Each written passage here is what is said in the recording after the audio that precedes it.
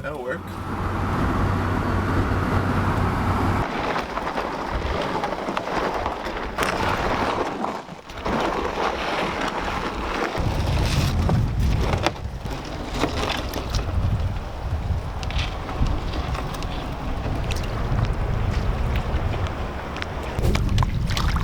Today, we're headed to an abandoned island in Richmond, Maine. This island is known as Swan Island, previously known as the town of Perkins. It's been abandoned since like the 1940s. There's two ways you can get there. You can get there by ferry, or you can get there by canoe or kayak. And we're going canoe today.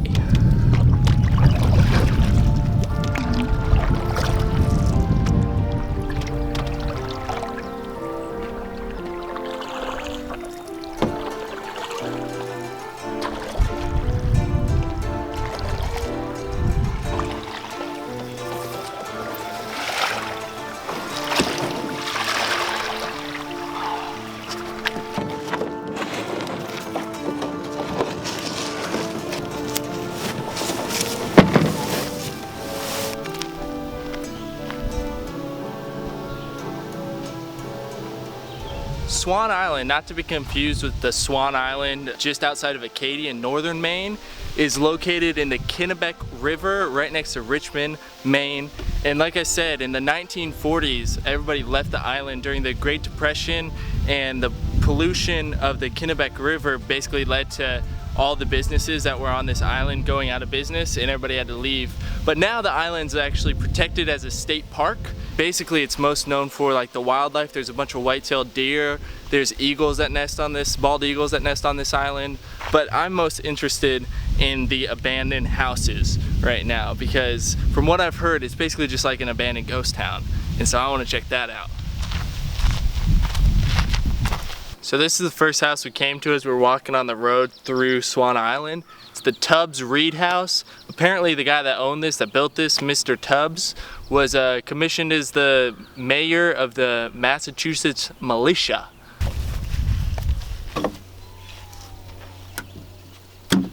Trapped. Locked. What do we got in here though? Check that out. We got some saws. A plow, hand plow. I don't know what that thing is. In this window we got, looks like to be an old rocking chair. It's really hard to see. Yeah, old rocking chair. I don't know what that thing in the corner is. Another little chair, closet. Got a big old bed in there. Oh, here's a better window. Big bed, two big beds. Those are cool looking. Woo. Some old chairs. Super old, wow.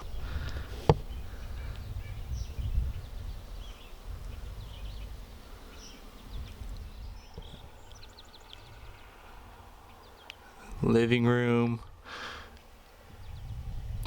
What does that say? Can't read that. State of Maine. Something or other. I can't read that thing. Looks like a certificate of something. Oh, see you later, Tubbs Reed House. Time to keep on walking. There's another house way down there. That's where we're headed next. Here's the second house that you walk up to on the road. It's actually like really well maintained and used by the park services, because back in like the 1980s, the Maine electrical company donated electrical services to the house. So there's actually power in this house, and it's still used. So I wouldn't really consider it abandoned, but it's pretty cool. Pretty cool nonetheless. Now that's an abandoned shed if I've seen one. Look at those old fishing buoys. That's pretty cool. What we got? Just empty, holding some lumber. Same with this one here. Oh, we got an old oil tanker. Moving on.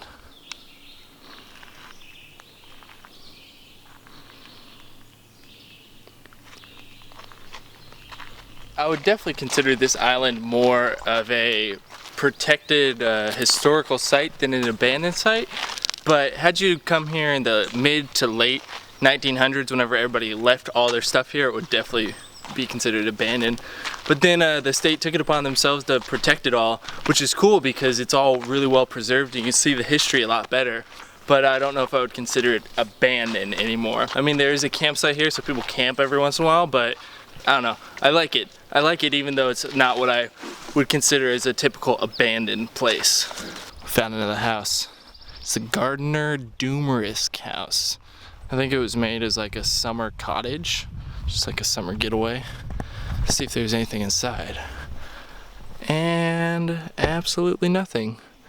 There's some bags of Quikrete, concrete, nice wooden floors. Let's see if there's anything in this window. Nope, just a fireplace.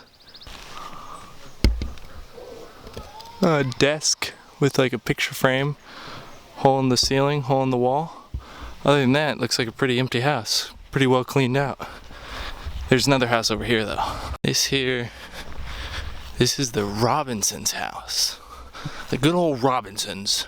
According to what I've read though, they don't really know much about the Robinsons, what they did in this house, or really anything about it, except that some people named the Robinsons built it. Let's see if we can see inside it. Yeah, this one definitely looks more abandoned than the other ones.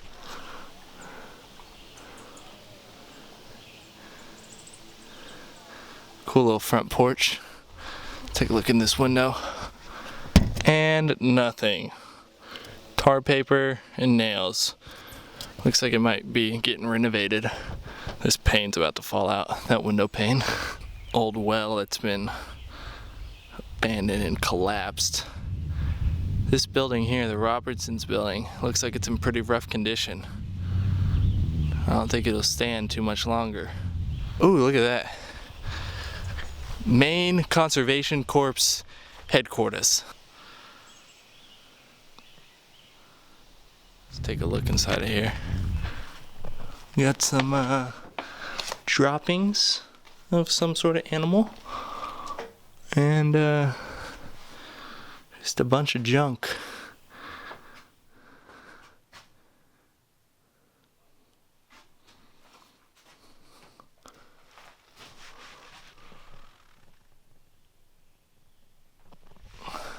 Nothing too exciting.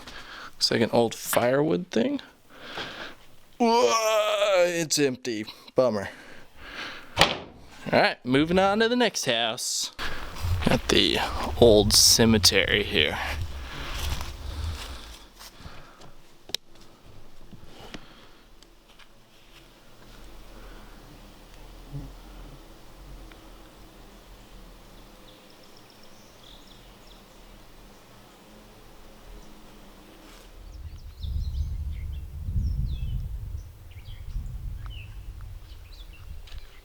It's really interesting as I'm like walking through the island, I'm reading more about the history of the island. Back in the early 1700s, it was the Native Americans that lived here. In classic American history, when the Americans came in, they drove the Indians out. And so in like 1750, there was just one family living here called the Whidden family. And the Native Americans attacked and captured them, took them up the Kennebec River into Canada and sold them as slaves. The adults were sold for like 29 bucks and the kids were just like given away for free. And one of the daughters was actually sold to a French person and they like raised her, and then she came back and found her mother dead and her father in poverty. As time went on, as more settlers came to the island, the amount of Native American attacks increased, but people just kept coming to the island even though the attacks were increasing. I just found that really interesting, so I figured I'd share it. Here we got a little wildlife lookout tower, just in the middle of the island. I assume built by the park services. Whoa, it's a bit of a narrow Nero dude.